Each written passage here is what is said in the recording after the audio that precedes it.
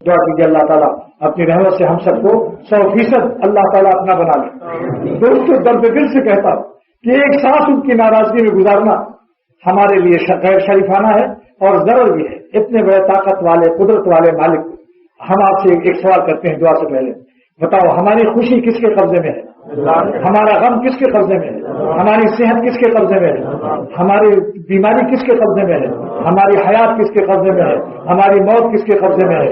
ہمارا مالدار ہونا کس کے قبضے میں ہے؟ ہمارا غریب ہو جانا کس کے قبضے میں ہے؟ ہمارے اندر کینسر پیدا کر دینا کس کے قبضے میں ہے؟ ہمارے گردے بیکار ہو جائیں کس کے قبضے میں ہے؟ اور ہماری صحت ہے اور ہماری خوشی اور غم کس کے قبضے میں ہے؟ اور قبر میں حساب کتاب کس کے قبضے میں ہے؟ میدان محشر کا فیصلہ کس کے قبضے میں ہے؟ اور جنت کا فیصلہ کس کے قبضے میں ہے؟ اتنی بڑا مالک دونوں جہان کا، اس کو ناراضگی میں تو ایک سانس گزارنے والا بتاؤ احمد خیال نہیں ہے؟ اس لیے ہم یہ دعا کرتے ہیں کہ اللہ ہم سب کو 100% اپنا فرمانبردار بنا لے، ایسا ایمان و یقین عطا فرما دے کہ ہماری ہر سانس آپ پر فدا ہو۔ اے میرے خالق حیات، آپ پر ہمارا ہر لمحے حیات فدا ہو، وہ لمحے حیات جو تجھ پر فدا ہوا اس حاصل حیات پر آپ پر فدا ہوا، اور ایک سانس بھی آپ کی ناراضگی میں ہماری نہ گزرے۔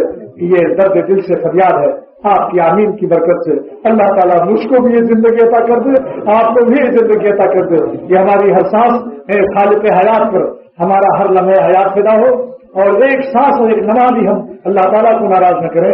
ایسا ایمان یقین ہمارے قلب کو اللہ اس طرح چپکا لے۔ ایک دوسری دعا ہے، بڑا عاشقانہ بڑی محبت والی دعا ہے کہ خدا ہمارے قلب کو اپنی ذات پاک کے ساتھ اس طرح چپکا لے کہ سارا عالم ہمیں آپ سے ایک اشاریہ بھی الگ نہ کر سکے۔ وآخر دعوانا الحمدللہ رب العالمین وصلی اللہ تعالیٰ علی خیر خلقہ محمد۔ ہمارے چینل اصلاحی بیان کو سبسکرائب کیجیے اور بیل آئیکن پر ضرور کلک کیجیے تاکہ ہر نئی آنے والی ویڈیو آپ کو مل سکے۔